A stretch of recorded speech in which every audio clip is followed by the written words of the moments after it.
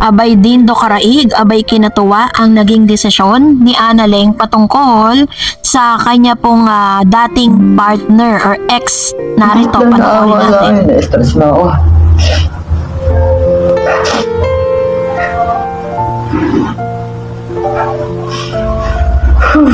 Mahadis na naawa sa sabi sa inyo, man. Sorry. Salamat ko yung sabi sa inyo, man. Sorry ka sa inyo, eh. Mahal kita. Gusto nang babalikan sa akin. Ayaw mo sa akin sa babalikan. Mahal na mahal ka na babae ko. Gusto nang mahal kita. Just lang, mahal na mahal kita. Puso ang sakit. Tarantang ko, mahal kita. Gusto babalikan. Lahat ng bibigyan ng tataon. Lahat ng bibigyan ng tataon. Sabi ko sa natin. Sabi ko sa lahat. Lahat ng bibigyan ng tataon. Mahal kita. Mahal kita. Mahal na mahal kita. Kalat na kalat ngayon ang ilan sa mga video ni Mr. Ito pong si XB, no, na dati pong ex-partner nitong si Analeng, kung saan may mga content creators or vloggers po ngayon na parang binihisan siya, inayusan at binilhan ng kung ano-ano mga damit at talagang ipinakita nila na may bagong XB. At sa kanya pong video, sinasabi niya dito no, kung gaano niya daw kamahal at sobrang miss na miss niya na raw si Analeng. At isa lang ang kanyang request na sana daw ay magbalikan na sila. Pero aside from these videos ay sa live video nga nitong si Mr. Dindo Karaig ay nahagip yung sagot ni Miss Analeng kung bakit hanggang ngayon ay wala na po siyang pagmamahal o wala na po siyang parang desisyon niya na talagang hindi nabalikan ito kanyang ex-boyfriend, ano?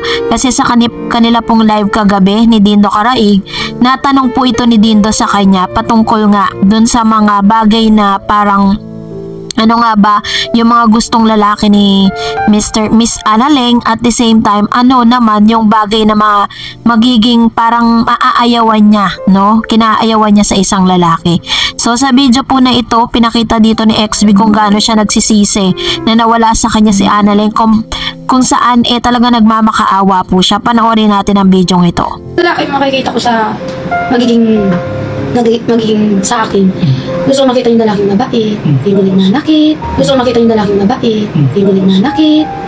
Isa sa mga nagpatigas na ng puso ni Analeng para dun sa kanyang ex-boyfriend na sa XB, dahil isa sa mga rason kung bakit po talagang nagdesisyon na siya na iwan na nga yung kanyang dating partner na si XB dahil sa mga pananakit nitong physical, dahil hindi naman po talaga lingid sa lahat na ito pong si XB ay may konti po siyang mental problem.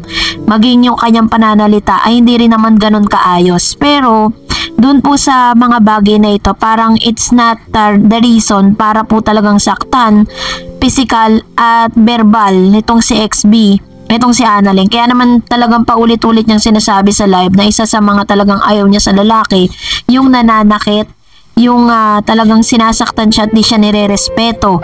Pero sinabi niya rin po sa live nila kagabi kung ano naman yung mga bagay na gustong gusto niya sa isang lalaki. Panoorin natin to. Hindi kinakalaban yung babae. Tapos yan, sobrang bait. Mahal na mahal yung babae. Siyempre, mahal kang na babae, dapat kailangan mahalin mo rin siya. Diba? Inilarawan nga ni Analeng kung anong klase or tipo ng lalaki ang tunay na hinahanap niya nga. At sa mga pagkakataon nito, halata naman na ang kanyang dinidescribe ay walang iba kundi si Mr. Dindo Karaig. Di na po ligid sa ating kaalaman na nagkaroon sila ng conflict noon. Pero pilit pa rin siyang inunawa ni Dindo Karaig. Ganon din naman ni Analeng. Kaya naman, isa lang ang request nating lahat, ano? Ito pa, panoorin pa natin. Ang ibig sabihin yun, kailangan, pag ikaw sinaktan, siyempre iwas ka na doon at ihiwalayan mo na. Pag lalaki hindi nagnanakit sa'yo o babae gusto maghiwalay, kakamali ng babae hindi lalaki. Diba? Sa mga salita nga ni Analeng, kahit hindi ganun kalinaw yung kanyang expression or yung kanya pong statement patungkol nga sa bagay na or sa usaping pananakit, pero kitang-kita natin sa mga mata niya na ito ang isa sa mga matinding dahilan kung bakit hanggang sa ngayon kahit ano pong pagmamakaawa at kahit ano pa ang ang pamimilit sa kanya ni XB na bumalik na ito sa kanya ay hindi na talaga siya babalik dahil po na trauma na siya dun sa mga pananakit nga ni XB. Kaya naman sigaw po ng lahat ng mga Lindo fans na sana nga road to forever na itong si Analing at si Lindo, kasi sa pagkakadescribe po niya talagang masasabi natin yung mga karakter ng isang lalaki na hinahanap ni Analing ay nakay Dindo na, no? Kaya naman talagang ang dami pong tuwang-tuwa sa kanilang usapan kagabi. Although talagang medyo magulo nga, no? Nagbigay ng kanyang saloobin itong si Analing dahil hindi natin alam kung hindi malinaw ba yung kanyang understanding, or should I say dahil probinsyana, hindi ganun ka fluent magtagalog, ano. Pero just the same, talagang love can understand, 'di ba? So kahit ano pong sabihin ni Miss Analing, nandiyan naman si Lindo, ang laok-laok po ng kanyang understand it. Lahat na uunawaan niya. Kaya nga si Kuya Joban kagabi, halos nasi-stress na sa mga sagot nitong si Analing. But still, si Dindo ay napakatyaga niya pong kinakausap. At talagang gusto niya na ma-express ni Analing kung ano talaga yung nasa loob niya. 'Di ba? Which is isang bagay na napakaganda because Dindo is a good listener. He's also understand what Miss Analing say. Ipinamahal kita, yun lang. Diba? Ay, Diyos ko. Diba? Ha? Ano? Wala. Ano nga? Wala. Ano nga kasi? Ang naiintindihan ko sa'yo, kumbaga parang parang takot ka pa ulit pumasok sa isang relasyon dahil naranasan mo yung mga bagay na hindi mo naman deserve, tulad ng pananakit ng ibang tao sa'yo. Parang ganon. Pero kung Benta nyo na yan, ito. tutulungan natin ng anak na. Hindi naman tutulungan mga mahirap. Bukod pa yun, kasi alam mo, nangangailangan talaga ako ng pera. Ikaw, mga kailangan yung kuha mo naman Pero dahil nangako ako, kahit nangangailangan ako ng pera, nangako talaga ako na itong 50 na to, bibigay ko. Sa'yo na. Sa'yo na. May saan naman! Pagkatulong ba ito? Uy, ano ba ito? Hindi na. Hindi. Oh, hindi, hawakan mo to. Hawakan mo lang. Para sa'yo masasabing tayo. Sila mo. Sino nga yan? Mukha nagkatay lang tayo ng skate. Balik kasi natin mga. Habang pinapanood ko ang video na ito ni Mr. Dindo Caraig together with Miss Analing, habang tinutupad ni Mr. Dindo yung kanyang ipinangako para kay Analing na worth 50,000 pesos para ibigay na pangtulong, pang sustento or pang bili ng mga kinakailangan nga ng anak ni Analing. Alam natin na hindi po madali ang sitwasyon ni Analing bilang isang single mom. Pero isa sa mga nakakahanga at mapapasana all ka na may isang Dindo Caraig na kung tutuusin ay hindi naman talaga niya obligasyon or hindi niya po parte yan ng kanyang kanilang kolaborasyon. Alam natin na sila po ay nagkakaroon ng collaboration. Si Dindo po ay kinokolab si Joban kasama si Analing, at si Kuya Joban naman kinokolab din si Ang Lindo para po sa kanilang mga content. Pero nang lumalaon at tumatagal, nakikita natin kung gaano ka sincere at kung gaano ka genuine ang heart ng isang Dindo Caraig.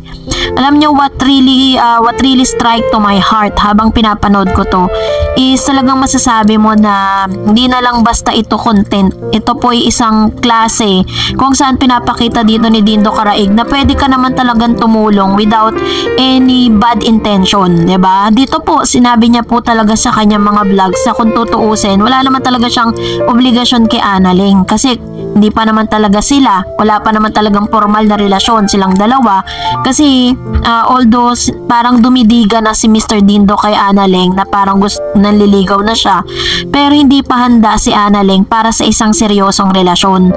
Kasabay nga nito pagkatapos ibigay ni Mr. Dindo Caraig ang kanya ang 50,000 pesos na kung tutuusin sa normal na tao napakahirap kitain yan, 'di ba? At alam din natin na si Dindo ay meron ding personal na pangangailangan, but because Dindo has this palabra de honor, meron po siyang isang salita kung ano man yung ipinangako niya, whatever it takes, whatever happen, whatever the issue and circumstances surrounds them, hindi po siya matitinag para puto pa rin yung pangarap na yon. At nakikita ko sa mga mata ni Analing that she really not express, hindi niya makontain yung kanyang happiness, yung kanyang kaligayahan nang makita at makatagpo siya ng isang klase ng Dindo Karaig, no?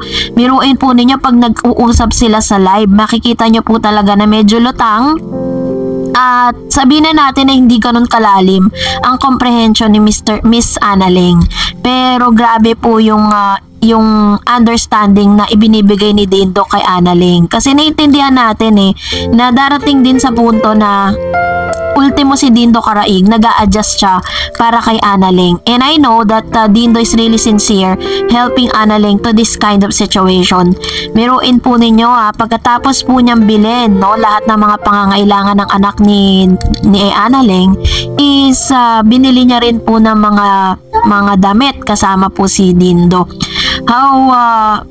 Pag nandun ka sa sitwasyon ni Analing, mapapasana all ka, diba, na sana meron din tayong klase ng Dindo Karaig na very sincere sa kanyang ginagawa. And talagang sumasaludo ko kay Dindo sa ginawa niya na to, kasi pinapakita niya lang na kahit anong paninira, kahit ano pong issue, at kahit ano pang ipukol na mga bad words at bad issues about them na hanggang sa ngayon na hindi mamatay-matay, pero pinapakita niya at pinuprove niya sa lahat na hindi totoo ang lahat ng mga nagsisirculate na fake news about them that will really affect dun sa kanyang health condition. Dun po sa huling updates po natin, inamin ni Dindo na talagang lumaglag yung kanyang pangangatawan dahil naapektuhan siya sa mga fake news at sa mga issue na pinupukol sa kanyang pangalan. Pero ang payo lang natin kay Dindo, just go on. If you think that you're not doing wrong, diba? Wala ka naman talagang ginagawang masama at wala kang tinatapakang tao, wala kang dapat ikabahala. Ang tangi lang niyang dapat gawin is mag-focus siya, at alam kong lahat ng kabutihang ginagawa niya kay Analing, kung ano man ang magiging future nilang dalawa, it will come back. Sabi nga, good karma ang naghihintay para kay Mr. Dindo Karaig. Sana nga lang hanggang sa dulo ay talagang makita natin sila together at mag-road to forever na sila. Marami nga po talagang sumisigaw at nagnanais na sana nga ma-feature yung kanilang love team dito po sa KMJS, kasi nakita natin that they really deserve to be flaunt, they really deserve to be flex, diba? At makita ng buong Pilipinas at buong mundo how lindo talagang love and care to each other, no? So yun po yung request natin sa lahat. Kaya naman sa comment section, i-comment nyo #KMJS for Lindo. And sana nga ang aabangan po natin sa susunod is yung kung paano po gagawin ni Analing, kung paano niya ipapaabot yung tulong na ito para dun sa kanyang anak. At maganda yung ginawa nila kasi hindi kailangan cash ang ibigay, kasi para po talaga matcheck niya na yung anak niya yung makikinabang sa lahat ng ito. Pero pinaka the best dyan na sana one day is makuha na nga ni Analing yung kanyang anak at siya na mismo ang mag-aalaga dito para mas talagang makita na talagang yung kanyang presence sa kanyang anak ay mararamdaman, kasi lumalaki na rin yung kanyang anak, and kung sino man may karapatan dyan, walang iba kundi si Analing. So kayo po, ano po ang inyong saloobin patungkol dito? Comment down below. Pero kung nagustuhan mo ang video na ito, huwag mo kalimutang mag-like, mag-share at mag-subscribe, at i-follow mo na rin ang aking Facebook page, DarEds TV, and also I have my TikTok account which is DarEds TV. Pwede nyo rin po akong i-follow doon. Thank you for watching, guys. God bless everyone.